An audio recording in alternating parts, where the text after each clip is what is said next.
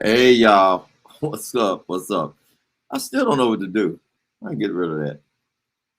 I guess I'm gonna go down here and I'm gonna click this and say hello, everybody. Bob Dickerson in the black. Hey, I'm back in familiar confines. Check it out in the little studio, backdrop in the back. I got a little music playing. Y'all can't hear that yet. I ain't ready to talk about that. But how's it going? How's it going? In the black, it's Wednesday. I'm just having a good time. Let me pull this up. Let me pull this up while we're getting ready. This is a Woodford Reserve today. A Woodford Reserve Day. Woodford. Some good stuff. So if you've been checking me out for the last year, you know that I'd say 80% of the time, at least, I've had some kind of bourbon. I've had Uncle Nearest, gotta have that, represent my people. I've had some Woodford, Basil Hayden, Elijah Craig, who knows what else. I hadn't had any Blantons. I got to get that Blantons because Blantons is some really good stuff too. You can't find it all day, every day, but Blantons is really good stuff. But this Woodford is some good stuff. Yeah, a couple of times I've had a little wine. I don't know that I've had much white on here.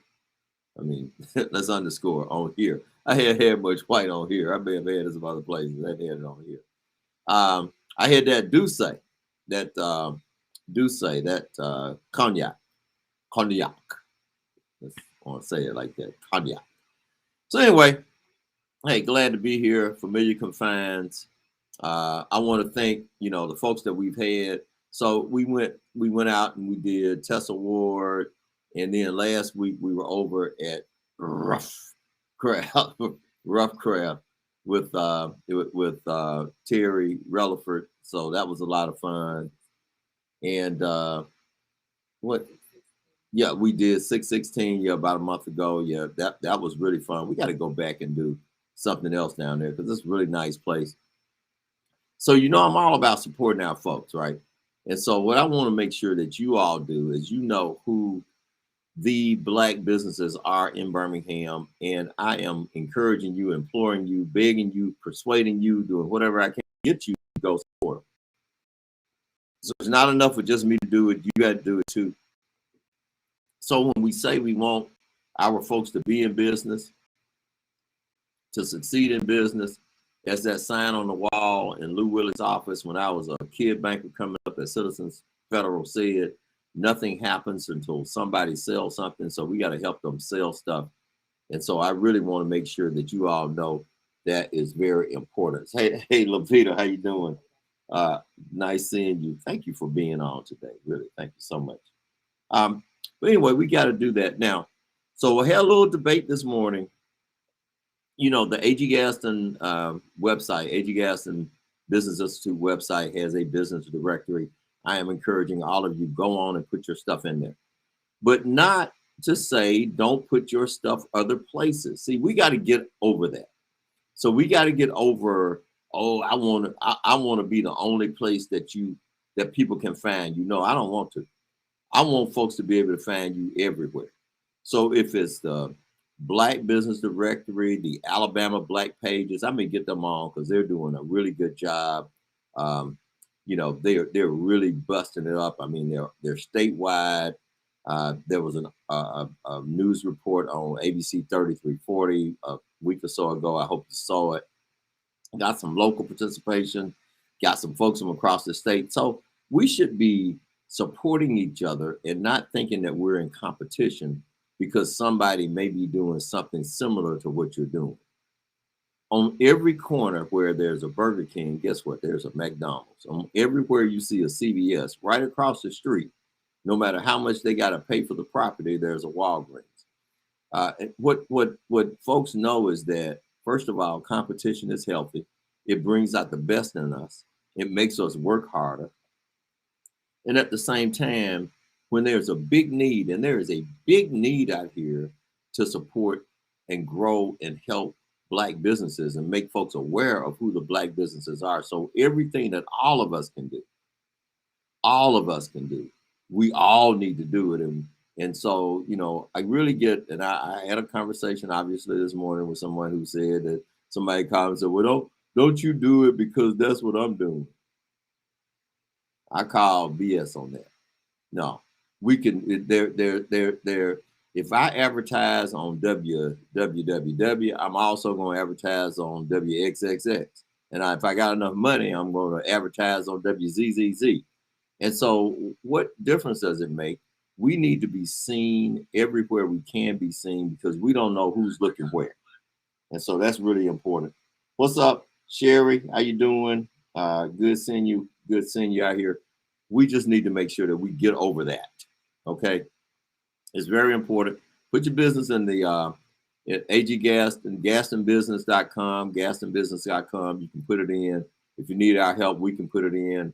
We want to support our folks that's in there. We're going to do our part, but that is not at the expense of somebody being somewhere else. And if you could put your stuff in, especially when it's free, when you can put your stuff in every resource, then put your stuff in every resource. By the way, the organization, the Birmingham Business Resource Center that I run, we're working with the World Games. We want you to register as a vendor. We're less than a year away. There are going to be some vendor opportunities. There are going to be some vendor opportunities for folks that look like you and me. There are going to be some vendor opportunities that I can help influence. Y'all know me. I'm going to try to make it happen for you. That's my rep. That's what I do. It's who I am. I'm proud of that. But I'm going to try to make it happen for my people. And so I want you to make sure that you are registered because I can't make it happen for you unless you're registered. Go on the World Games site, World Games 2022. It says get involved, and then you click on that, and then you go to become a vendor. You click on that, you fill out the paperwork.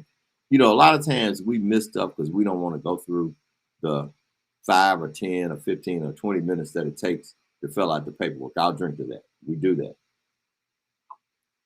We got to quit doing that, okay? It's important that you fill out the paperwork because you're not going to get anything unless you are registered. So please register. We have an event tomorrow. You can go on mybbRC.biz, mybbRC.biz. You can register for our City Source Opportunities Forum. We've got some speakers that are going to come on to talk to you about becoming a member of the Southern Region's Minority Supply Development Council. That's important. You're a minority-owned business, Black, brown, other minorities, Asian, Native, the whole 9 yards. You are eligible to be a member of this organization. Major corporations look at this organization's membership when they are looking for diversity. Again, that might cost you a few dollars to get in, $200, $300, $400, I don't know, but it could be worth it. We also have a representative from the Birmingham Construction Industry Authority, Kim Bivens. The BCIA is the only surviving organization that was started by Dick Arrington, Mayor Dick Arrington, Richard Arrington, the first Black mayor, in something he called the Birmingham Plan that was designed to help grow Black enterprise in Birmingham, Alabama. Kim will be on to talk to you about contracting opportunities and how the BCIA can help you if you're a contractor. And then we have people from Cadence Bank. Cadence is joining another bank. They're merging with Bancorp South. Now, we've had our conversations with them, and those conversations I think are netting some good results. And so they're going to be on to talk about their diversity, equity, and inclusion efforts as well as their supply diversity stuff. So anyway, Cherie says that she doesn't sell anything, but she does transportation. That's a business too. Lois Chenier, how you doing? It's my Lois and I have a Tuskegee connection, so we won't get into that. But anyway, so I just want to make sure that you all know all that. So now, I gotta say this because this Delta variant. I haven't been on a lot to talk to you a lot about COVID, like I was last year, even before now. But it hadn't gone anywhere, people. It's still out there. You know, it dipped because we were doing better and folks started getting vaccinated. And now it's jumping back up because we're not doing as well. And the percentage of folks and the flood of folks that were getting vaccinated in February, March, April, and May has dwindled down. And so the combination of we're not doing any better, we're socially gathering more, we're not wearing masks, and we got still almost half of us who aren't vaccinated. That's a problem. More than half in Alabama. Just be careful. The boosters coming out. I can't wait to get mine. And they said 8 months. Man, I saw a story about somebody who went and they got theirs. Lord, I'm great. They got theirs kind of out of order. And it was hard to be mad at them because I was thinking about that too. Can I go and just say, huh, roll my sleeve up and hit me with it? You know, I'm much more concerned with getting COVID and getting sick than having some side effect from the vaccine. This is just me. Don't have to be you. I don't know your situation. I don't know your medical condition, but I'm just telling you how I feel about it. COVID didn't go anywhere. Greg Abbott, along with DeSantis, the governor of Florida, those are some, and I don't curse on In the Black. I rarely, if ever, I won't say I've never, because I might have slipped and said one. But there's some assholes. I mean, to really to sit here and say if a school system, which should be independent, ought to make its own decisions. It makes its own decisions about when to start school, when to stop, when to get out for Christmas, when to get out for Easter, when to come back from spring break, what teachers to hire. They make all these decisions. But you want to tell them they can't make a decision about whether or not to make a child wear a mask. Now, the parents might want to start school on August 12th, but if the school board says started on August 8th, guess what? Starts on August 8th. Parents can say what they want to say. Well, I was on vacation. I had to come back from Jamaica. Okay, you did. That decision should be up to the school system. And when the school system is making the decision that protects, first of all, the children, because now kids are getting it and they're getting sick. But second of all, protects themselves, the teachers, the folks that got to show up to work. And then it protects the parents and the grandparents. Because you don't know what happens when these kids are at home. To penalize a system for insisting that something as really innocuous, I mean, it's not difficult. Yeah, it may not be the most comfortable thing in the world to do. You know, I ain't crazy about masks, but I wear them. And I'm not just wearing it for me, I'm wearing it for you. And so now we're sending kids back, many of whom aren't at the age that we're allowing the vaccinations. We're sending them back. And a couple of governors that we just named are saying we're going to penalize a district for making it mandatory that the kids wear a mask. And all these parents are standing up here and they're holding these signs about our freedom, our rights. And I guess, yeah, you do have the right to die. But you don't have the right to kill me. You don't have the right to kill your kid. You don't have the right to kill that teacher. And so, yeah, I get it. You got rights.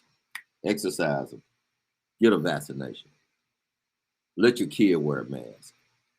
You argued and bellyached when they couldn't go to school.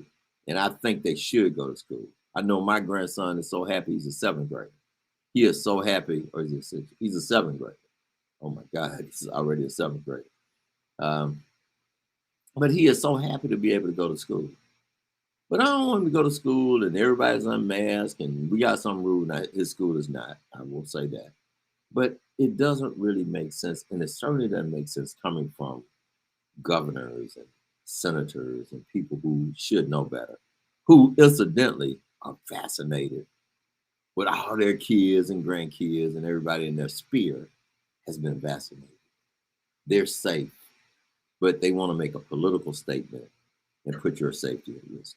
Anyway, y'all talk about that. So I want to talk about one more thing before I get to, because I know I'm not staying on here too long because I hadn't had dinner. And anyway, Lois says take your vaccinations to go to school, college, and people who don't complain about those. Yeah. Oh, let me get back. So if you go to certain countries, you got to get shots. When your kid gets ready to go to school, they got to get shots. And then these people who are saying, "Oh, I don't know what's in the vaccination," you roll through a drive-through, get a soda, put the straw in, and drink it. Now tell me you were in there saying, "I'll make it." You know what's in it? H to the N. I'm gonna let y'all figure that out. H to the H to the N. No, you don't know what's in it. And so BS, you go to the pharmacy, you get a prescription, you can't wait to get home to take a pill. So all this stuff is so idiotic to me. I mean, it's just we want to make political statements and we making them and putting other people at risk. And unfortunately, our politicians are taking advantage of ignorance and people who are so blind that they're letting some political motive guide more parts of their life than it should. I mean, politics is one thing, but it can't mean everything to me. And it should mean everything to you. So anyway, I gotta say that. It's almost football season, my favorite time of year. I was born in September, so that means I'm a football person. Is that right? I'm a fanatic. Roll Tide. So I'm just ready for Bama to kick off. Bryce Young at practice yesterday throws 3 touchdown passes. You do that against the Bama defense, probably did pretty good. Hope that doesn't mean anything bad about the defense because I expect Bama's defense to really be really, really good this year. We ought to have a pretty good offense, but certainly ought to have a good defense. And Bryce Young, because of the law and the rule, the NCAA rule that's allowing these players finally to make money because they are who they are and they're helping so many other people make money.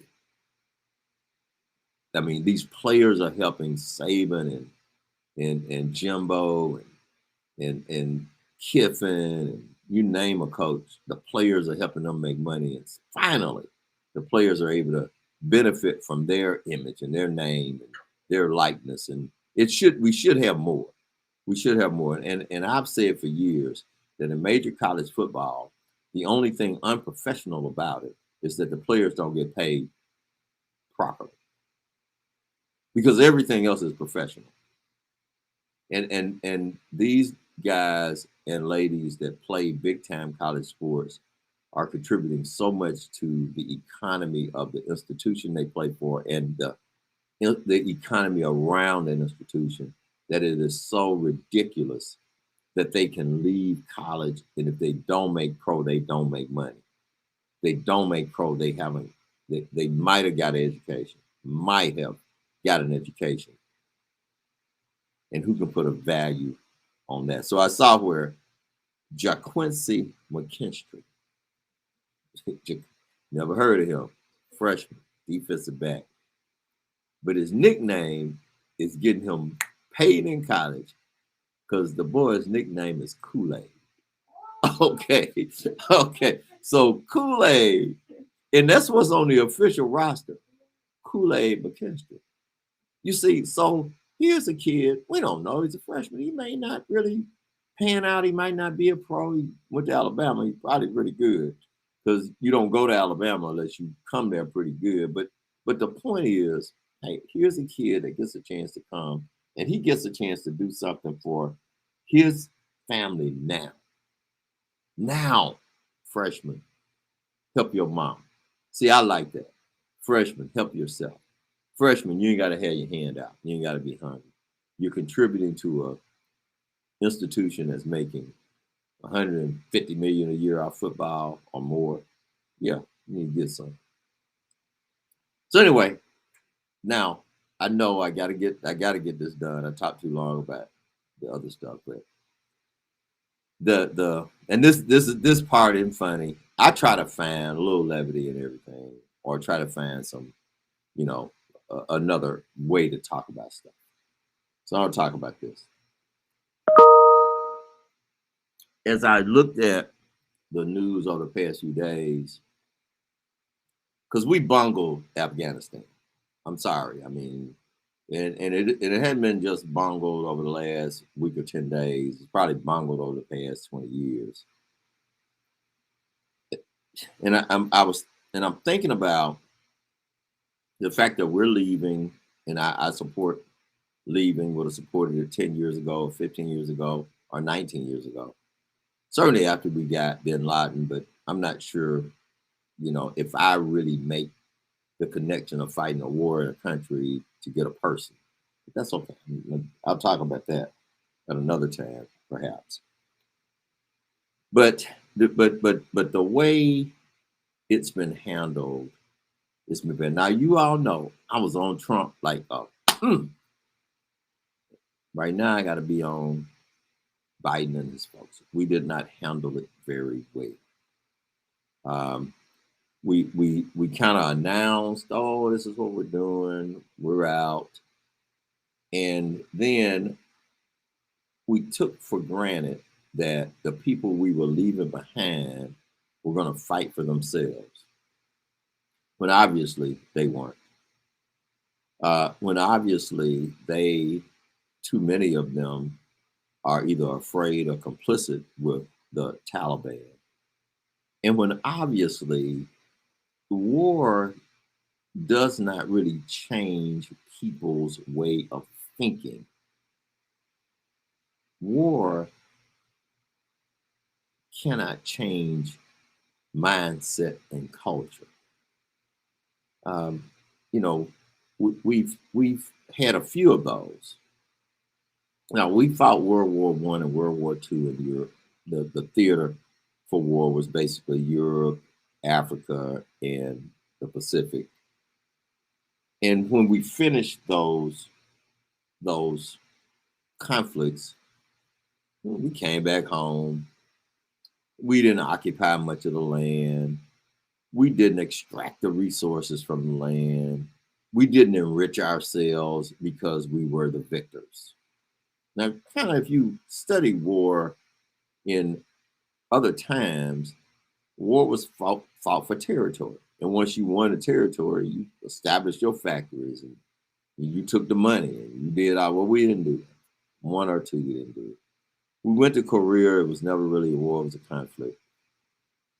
We went to Vietnam, and I don't know. It was sort of like Afghanistan. We fought a long time. We decided we couldn't change as much as we thought we could. We left. Yes, we were able to set up South Vietnam, but then and same thing in Korea. You know, we left, and there's division there. But this whole Afghanistan thing was, if you win, how do you know? And if you win, what do you get? If you win, how do you know? If you win, what do you get? And I submit that, well, I certainly don't know. I don't know how you would have known, and I don't know what you would have gotten. So what came to me in my way of thinking, Lois and Marquita and Cherie and all of you. So what came to me in my way of thinking, I always try to find something. What came to me was this song that was written for the Temptations in 1970. Temptations released it in April, I believe, in 1970. And the Temptations released the watered down version because they weren't trying that, Motown at the time knew that Temptations were their biggest act and they didn't want to make folks mad. They didn't want to get too political. They cut the song, but it was Edwin Starr that really cut it. and put the fire behind it, but it said, war, what is it good for?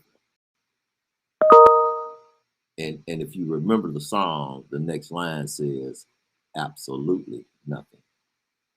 And I love my folks that, you know, and I respect people who have been in service. Thank you for your service. Those folks who have gone and have fought for our country, thank you for doing it. But you know, this is not anti-war. I was never, um, well, I guess at Tuskegee, I probably demonstrated a little bit after the the anti-war protest at Kent State and Jackson State. Jackson State didn't get much publicity, ended in the deaths of people. Yes, I had a problem with that, but we really have to think about what was it good for? You know, what did it accomplish? Um, and I'm hearing, and I've been playing today, the Edwin Starr version. Edwin Starr had been with a group that Motown bought, had been with a record label that Motown bought, and he had a couple of more big songs. But this is the song that shaped and made his career. 25 miles or a couple other things. I can't think of the names of them. But this is the song that really made his career. And when you really listen to it, and I encourage all of you to, when it's asked that question, what is it good for? And it talks about the things that it does, that it means destruction to many young men's lives. It means destruction to their families. You know, it's just one of those things that there's no way to really embrace it as good. And so while I hate the way the Afghanistan situation has been handled so that we've left people in the lurch, we've left people who have helped us, and we're not going to be able to turn around and help them. We've got people holding on to the wheels of airplanes. Now, to grab an airplane that is taking off, that's going to fly for 1,000 miles or more, or even 100 miles, or even 50 miles. There's no way in the world that you're going to hold on to see that kind of desperation from those people over there. Is something that really touched me. And it's something that touched me in a way that made me think about that song, because Afghanistan is a mess. And 20 years of war. And just that line in that song, what is it good for? And the answer, the only answer that I can come up with is absolutely nothing. This is Bob Dickerson within the Black. I'll check you out again next week. Have a good week. We'll talk to you soon. Thanks.